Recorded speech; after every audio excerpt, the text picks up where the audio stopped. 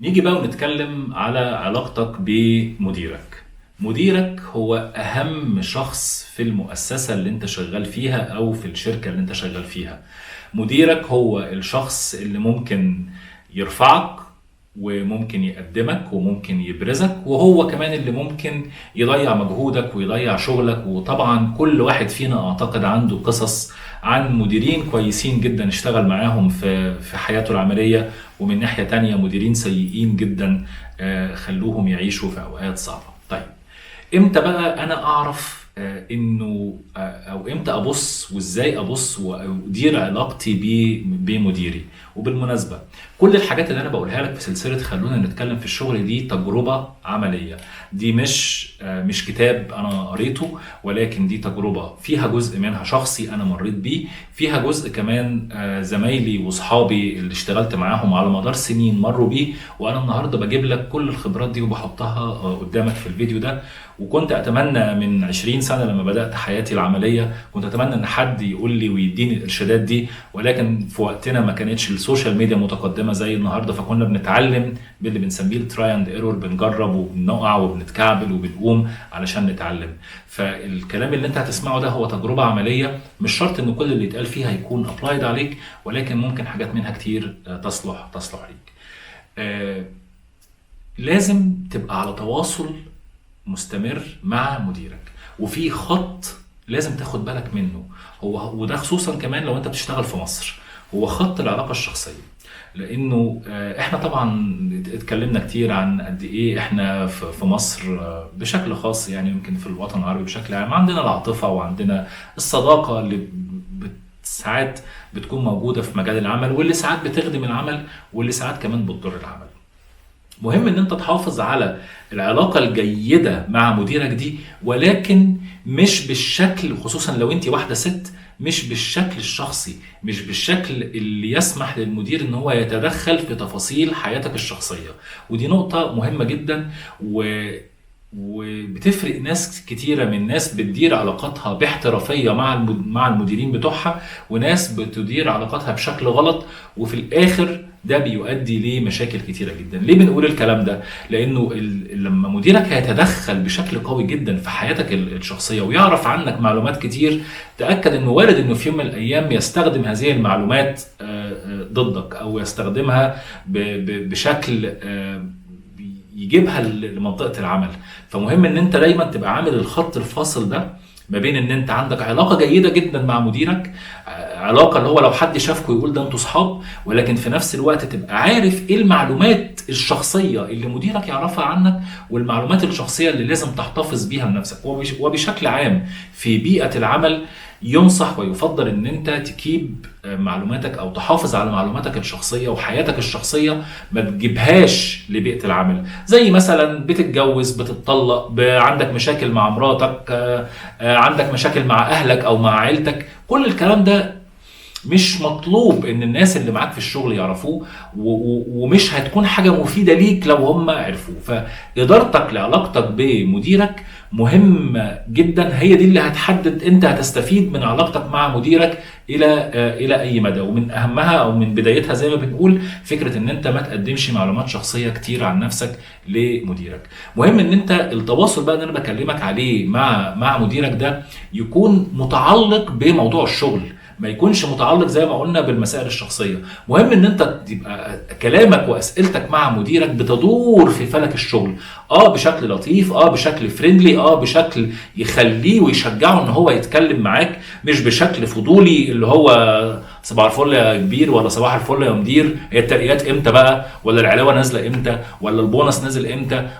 ما تبينش لمديرك ان انت شخص ما بتتكلمش معاه الا من خلال الفلوس. دايما الطبيعة البشرية يا جماعة، لما حد بيحس ان هو صاحب قرار وصاحب نفوذ وانت بتديله الاحساس ده، وخصوصا المصريين احنا بنعمل الغلطة دي جدا، اكيد كطبيعة بشرية هيستخدم النفوذ ده ضدك. فانت حاول ان انت، لا، انت راجل بتيجي هنا علشان تقوم وتؤدي عمل وبتاخد قدامه اجر، مش من حد عليك. فخلي اسئلتك متعلقه بالشركه بشكل عام، ده هيكسبك احترام عند مديرك. بمعنى ايه؟ بمعنى اساله هي الشركه ناويه تنفست السنه اللي جايه ولا لا؟ هي الشركه هتزود الانتاجيه السنه اللي جايه ولا لا؟ هي الانتاجيه السنه دي كام؟ تخيلوا يا جماعه في ناس بتشتغل في شركات وما بيكونوش عارفين الشركه بتنتج كام علبه في السنه، او بتنتج كام من المنتج ده في السنه، او بتبيع لكام. وبالمناسبه ريجاردلس اوف الفانكشن اللي انت شغال فيها، او بغض النظر عن الاداره اللي انت شغال فيها في الشركه، انت في معلومات اساسيه عن الشركه انت لازم تكون عارفها عن شركتك، علشان زي ما قلنا قبل كده تقدر تحدد هتكمل في شركتك ولا لا. مديرك بقى هو النافذه، مش بس على المعلومات اللي ممكن تكون متاحه سواء على الويب سايت بتاع الشركه او في السوق، لكن مديرك هو النافذه على الاداره العليا. مديرك هو اللي بيعرفك ايه القرارات اللي جايه، ايه التغييرات اللي هتحصل، التغييرات اللي ممكن لو انت عرفتها من مديرك زي ما اتكلمنا في الفيديو اللي فات تفيدك في قرار انا هسيب الشركه ولا لا. زي لو مديرك قال لك اسكت، ده انا سمعت انه مديره الاتش ار ومدير الليجل ومدير الفاينانس والسي اف او هيسيبوا الشركه. فانت معلومه زي دي لو عرفتها مثلا 2 months in advance قبل ما تحصل، او بفتره كافيه قبل ما تحصل، ممكن تخليك تبدا بسرعه بقى تبدا تجهز السي في وتعمل انترفيوهات. لا الشركه كده شكلها ايه، فيها قلق، فخلينا اشوف كده هو انا وضعي في السوق عامل ازاي. فمديرك نافذه على درجات الاداره العليا ونافذه على القرارات اللي هتيجي. asking for feedback او requesting feedback، او ان انت تطلب من مديرك دايما بشكل مستمر انت شايفني ازاي. في ناس بتتكسف ان هي to raise this discussion، او ان هي تيجي بالدسكشن دي للمديرين بتوعها. في ناس بتتكسف ان هو يروح لمديره ويقول له هو انا البرفورمانس بتاعي عامل ازاي، او انا ادائي في الشغل عامل ازاي.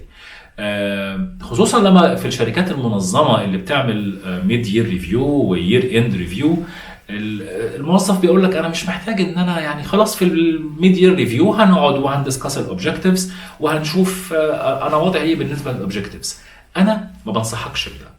طبعا هو التايمنج او الوقت اللي انت هتروح فيه لمديرك علشان تساله على الفيدباك هيختلف على حسب عدد سنين الشغل اللي انت اشتغلتها مع المدير ده. فلو مثلا انت شغال مع مدير بقالك معاه 7 سنين، مش هتروح كل شهر تساله تقول له هو انت شايفني ازاي بقى، انا شغلي كويس ولا وحش. خلاص يعني عرفك، وما دام استمرتوا مع بعض الفتره دي كلها فده يعني ان شاء الله دليل على ان هو راضي عنك ومبسوط منك، خصوصا لو حصلت لك ترقيات في خلال ال7 سنين دول.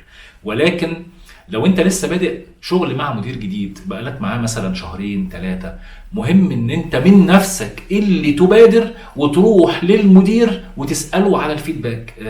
انا يعني عارف ان احنا عندنا الميدير ريفيو، بس انا يعني حبيت اعرف من حضرتك في الفترة اللي فاتت ايه الحاجات اللي انا عملتها كويس علشان اكمل فيها، ايه الحاجات اللي انت شايف ان انا مش بعملها كويس علشان احاول اشتغل عليها واحسنها. النقطة دي لو عملتها هتكسبك احترام مديرك، هيحس ان انت راجل جد، راجل مركز في شغلك، راجل واخد شغلك بجدية وعايز تبقى احسن وعايز تبقى كويس. والنقطة دي هتساعدك على ان انت تعرف هو مديرك شايفك ازاي.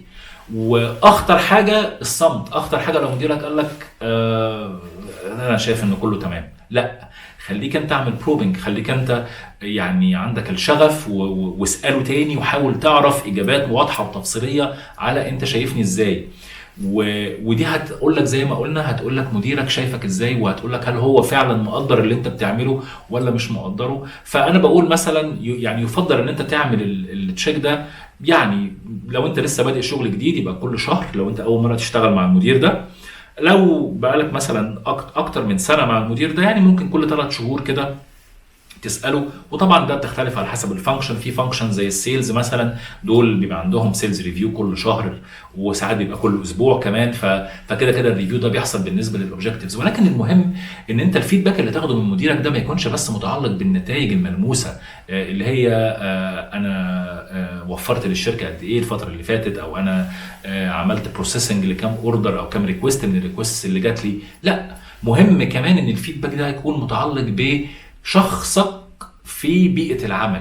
انت شايفني ازاي، شايفني بتعامل مع المديرين ازاي.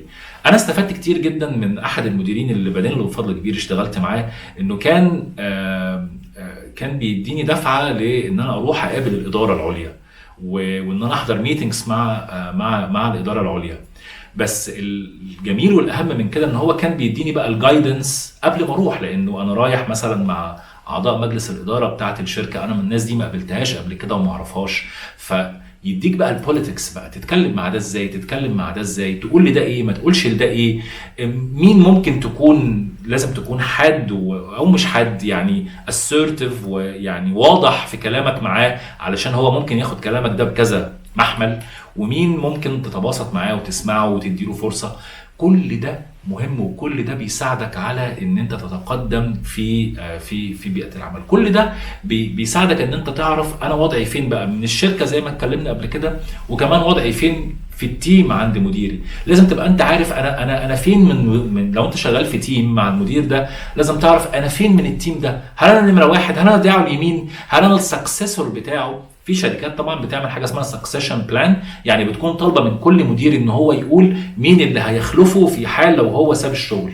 فانت مهم ان انت تبقى عارف اجابه السؤال ده، علشان ده هيحدد لك ان انت تعرف طب انا بقى النكست كارير ستيب بتاعتي او النكست كارير ديفلوبمنت بتاعتي هتحصل مع المدير ده لو انا في السكسيشن بلان، ولا لو في واحد تاني صغير في السن برضو زيي، يبقى انا كده ما عنديش فرصه للترقي في الشركه دي، فبالتالي اروح شركه تانيه. ايه العلامات بقى اللي تخليك تحس انه مديرك مقير منك او ان هو بيدكن لك؟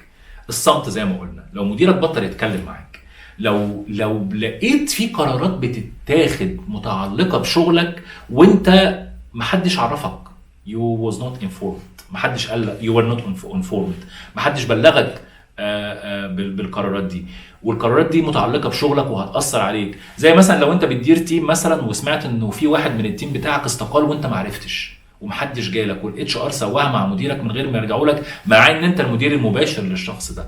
او مثلا لو لقيت مديرك بيحضر اجتماعات وما بيرجعلكش بفيدباك عن الاجتماعات دي، او مش بيعمل لك انفيتيشن تحضر الاجتماعات دي. هنقول ان في اجتماعات ممكن اجتماعات لدرجات الاداره العليا مش محتاج ان انت تحضرها، ولكن بيبقى مهم لو هي متعلقه باوبجكتيفز او بتارجتس جايه من الاجتماعات دي هتجيلك انت عشان تنفذها، انه مديرك يجي يتكلم معاك. لو ما جالكش يبقى كده هو خلاص بيفكر ان هو يركنك وما يعتمدش عليك، وبيجهز ان هو يتخلى عنك. لو بدات تحس انه المديرين زملاء مديرك او زملاء مديرك بيتجاهلوك او مش بيتكلموا معاك او بيتجنبوك، ممكن ده يخليك برضو تحس ان مديرك بيضمر لك يعني ايه حاجه مش لطيفه. طبعا بشكل عام لو مديرك مغير وشه عليك